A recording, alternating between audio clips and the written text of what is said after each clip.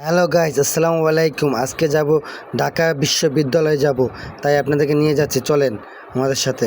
আমি উঠছি পল্লবীর থেকে, পল্লবীর থেকে উঠে আমি যাইতেছি এখন মেট্রোতে উঠবো। পল্লবী থেকে আমি টিকিট কাটছি, এখন যাব ঢাকা বিশ্ববিদ্যালয়ে যাব। এটি টিকিট কাটা শেষ, এই যে আমার কার্ড দিয়ে আমি চলে যাব ঢাকা বিশ্ববিদ্যালয়। আপনাদের সাথে শেয়ার করতেছি, দেখেন কি সুন্দরভাবে করছেন মেট্রো। সত্যি কথা কি, আমিও যাইনি ঢাকা বিশ্ববিদ্যালয়, তার জন্য আমি এবারে প্রথম গেলাম, আপনার শেয়ার করলাম আপনাদের সাথে জন্য, দেখার জন্য করতেছি। দেখেন আমি এই যে এসে পড়ছি মেট্রোতে, এই এখন উঠবো মেট্রোতে।